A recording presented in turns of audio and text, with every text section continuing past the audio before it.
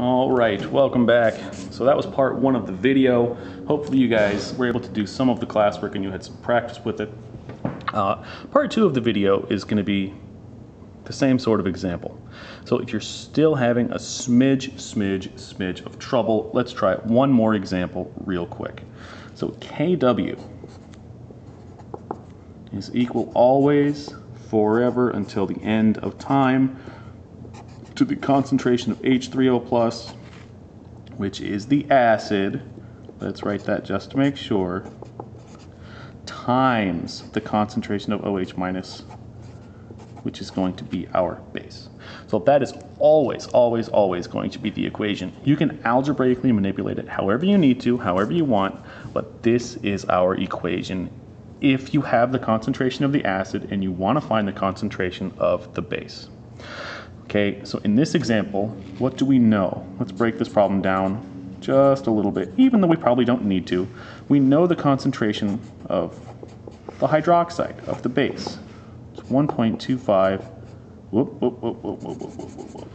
It's 1.25, got ahead of myself, times 10 to the negative fifth. So that's the molarity, or the concentration of the base. What do we want from this problem? Well, we want the concentration of the acid. And I know that because the problem says find the concentration of the acid. So the simplest and most straightforward way of solving this problem is to, well, just use our Kw equation to go ahead and algebraically solve this equation for the acid. So let's very quickly do that here. Kw ordinarily is equal to H3O plus, or the acid, times the concentration of the base. Let's go ahead now and solve for what we want, the acid. So the way to do that is to divide both sides by what you don't want, which is the base. Get it out of there. So they cancel out and our equation simplifies. So since these things are gone, our equation simplifies as Kw divided by the concentration of the base is equal to the concentration of the acid. And that should not look as weird as it does. All right, so let's very quickly plug numbers in. Kw is, hopefully we remember, it is always, it's never going to change, 1.0 times 10 to the negative 14th divided by the concentration of the base, 1.25 times 10 to the negative 5th.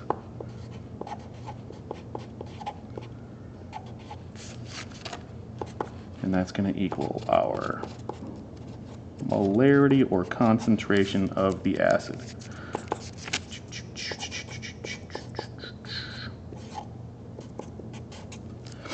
Okay, so I'm going to put this into my calculator, which happens to be my phone. Please ignore that. If you guys can't quite figure out how to do this without using a calculator, that's fine. Not all of you guys have been exposed to this in math. So at the top, I'm going to start by brackets because I want to treat this entire top thing as one expression. Apparently I'm signed into Skype, don't worry about that. 1 times 10 to the power of negative 14 divided by the bottom expression. Put the entire bottom expression in brackets. If not, your calculator will probably mess up the order of operations. Your calculator doesn't always know what you're trying to do. Okay, so here I have the top expression, 1 times 10 to the negative 14th, the entire expression in brackets, divided by the bottom expression, 1.25 times 10 to the negative 5th, all in brackets. When I hit equals, I get something not in scientific notation, which is awful. Come on, phone, there's got to be a way for me to make this give me an answer in scientific notation. But for now, we'll just have to live with the answer as being 0.000000008. I'm going to guess there's 9 zeros in front of that. Let's check. 1, 2, 3, 4, 5, 6, 7, 8, 9. Yep. Oh, and I'll just write out all the zeros, even though we should put it in scientific notation. 1, 2, 3, 4, 5, 6, 7, 8, 9. And there's our answer. Perfect. So We'll see if you guys can see that here. How many zeros? 1, 2, 3, 4, 5, 6, 7, 8, 9 zeros in front of that expression. Alrighty, sounds good. So that hopefully will give you an idea of how to find the concentration of acid or base, as long as you know the concentration of the other thing. So if you're looking for acid, you have got to have the concentration of base in order to use this equation. Have to. All right, fantastic. So the next part of our lecture, which is probably going to wrap us up for the day, unfortunately, is going to be all about how we measure pH. There are two ways to measure pH. So let's write down, how do we measure pH? So how in the world do we actually measure pH? It could be worth noting that pH is equal to the negative log of the molarity of H plus. And in case we forgot, H3O plus is the same thing as H plus. They both mean acid in solution. So how do we measure this, whatever this thing is, the concentration of pH? How do we do that? Well, there are lots and lots of different ways. Before we talk about the two ways that are the most common and that probably are the most useful in the real world, what we're going to do is just very quickly remember that the pH scale is a logarithmic scale. It's not just a regular logarithmic scale, it's a log base 10 scale, which means that if you move from a pH of 7, which is neutral, always and forever neutral, to a pH of 6, you might think that, well, it's just a little bit more concentrated. A solution with a pH of 7 should have a roughly neutral, or should have an exactly even amount of acid and base in solution. Something with a pH of 6, you might think, well, it's just a little teeny tiny bit more acidic. It's not. It's 10 times more acidic. Every step away from 7 you move, either in the acidic direction or the basic direction, means that something gets 10 times more acidic or 10 times more basic. We're going to use our reference point of perfect neutrality, which is pH of 7, to kind of talk about this.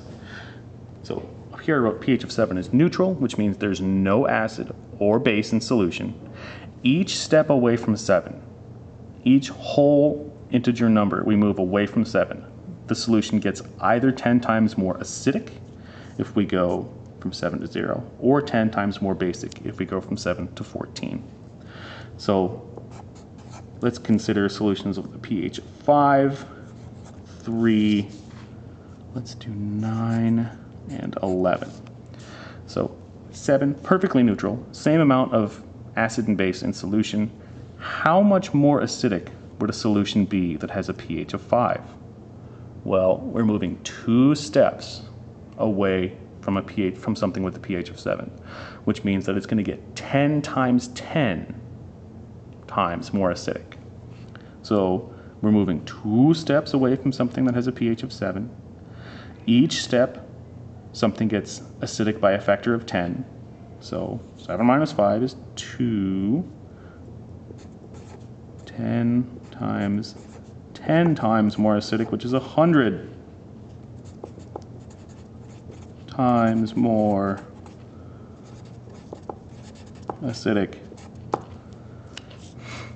Okay, that's actually quite a big difference. Not a small amount whatsoever. When we go from 7 to 3, you might think, well, it's really can't be that much more acidic. We're only going a total of 4 steps away from something that's perfectly neutral with a pH of 7.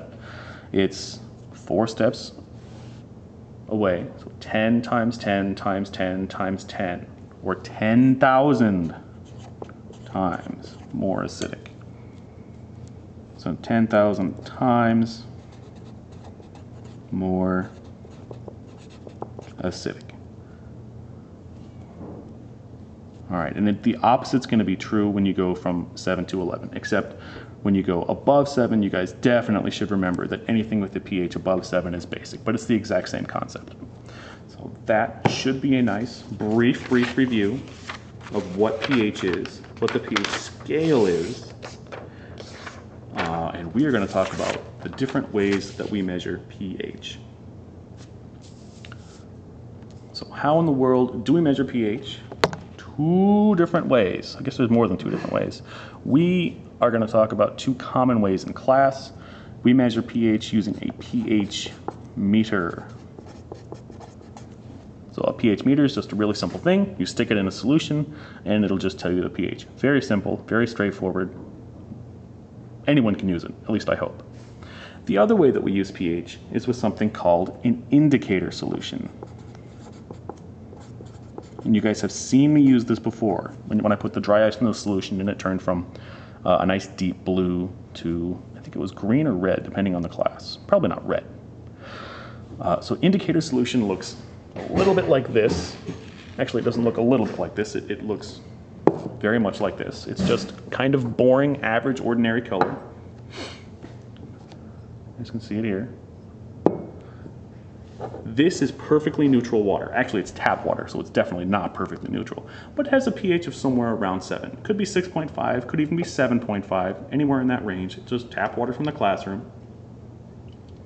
And what I did was I took a little bit of indicator solution and I added it to the beaker so that we could see very visually, very easily, what the pH was. Now I have down here 6 molar hydrochloric acid, so very, very concentrated hydrochloric acid.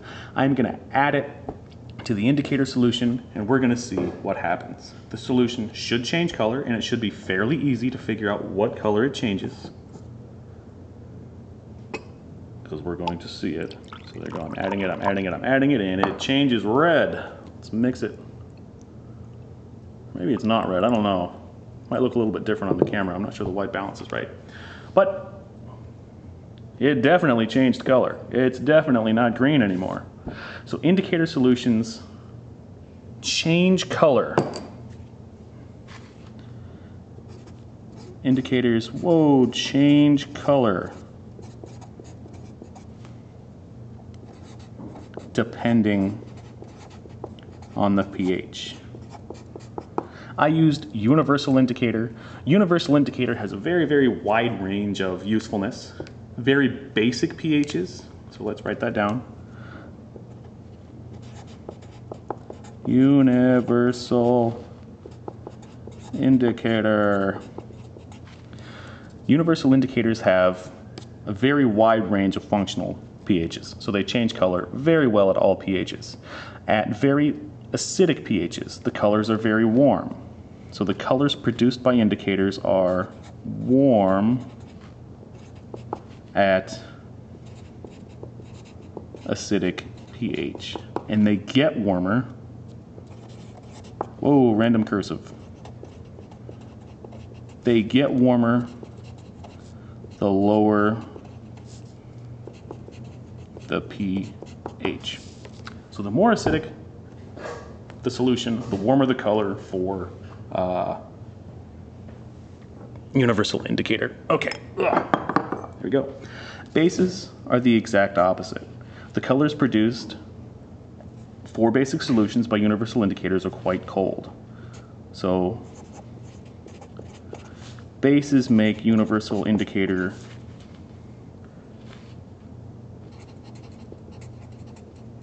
whoa, if you can read that, that word is universal.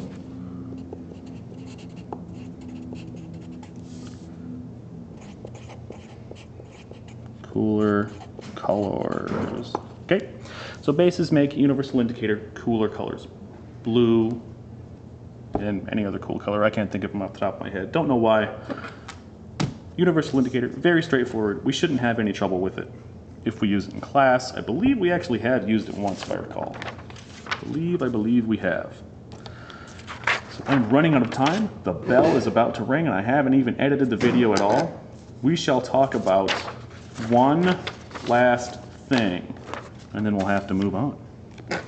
The very last thing that we shall talk about is the the properties of acids and bases. This is something that we did do before, but I don't think we did a very good job of it.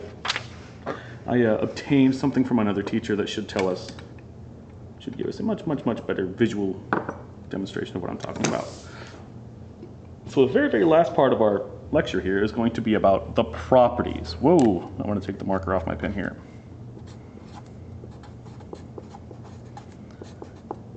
So it's the properties of acids and bases. So when I say properties, I mean things that you can observe. Properties of metal, they're shiny, they're hard. Properties of air, well, air is clear. It's a gas, which means it expands to fill whatever space it's in. Acids have really simple properties. So acids, first of all, they taste very sour. Oh, and there's the bell. Okay. Acids also conduct electricity.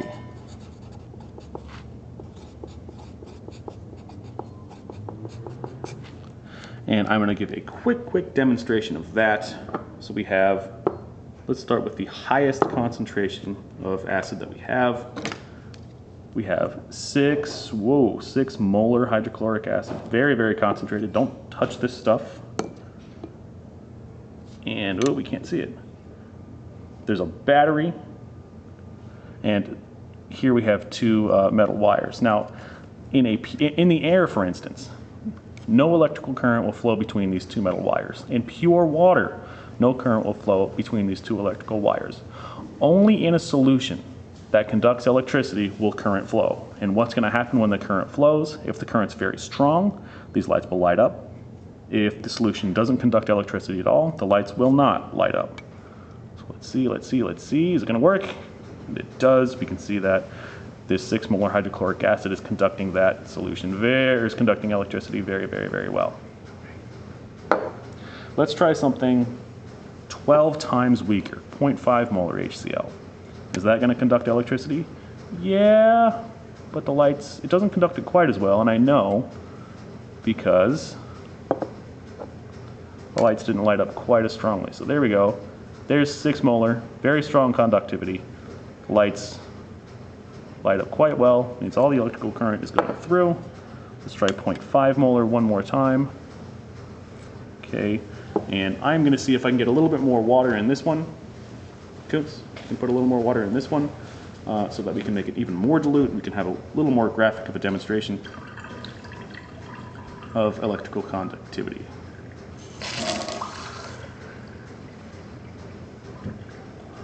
Okay. So, don't know the concentration of this. It was just diluted quite a bit, and it still works. Just probably not quite as well. I think my camera is adjusting so that I can see the light better, so it's cheating a little bit. To my eyes, it's not nearly as good. Alright, so that's electrical conductivity. The final property of acids and bases that you guys should be really quite familiar with, because we did a few labs with this stuff. The final property of acids, we're not going to get to bases because I do have to let students in the room, are that acids turn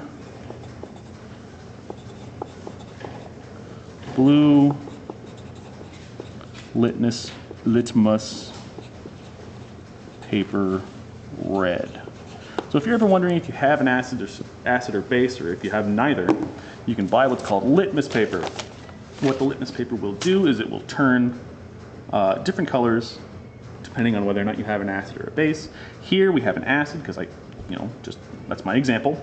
In the presence of acid, blue litmus paper will turn red. Kind of like the universal indicator, I suppose. All right, so that's where I have to leave the lecture for today. I have got to let people in my room. Suppose I could leave them out on the hall. They might be a little grumpy about that. There is a classwork on the board. It's posted on School Loop for you guys. So have a fantastic day, and I hope this was somewhat helpful. Some of it was review, some of it was not. We did not get around to talking about strong acids or bases, but we will. So hang out, take a look for that video, and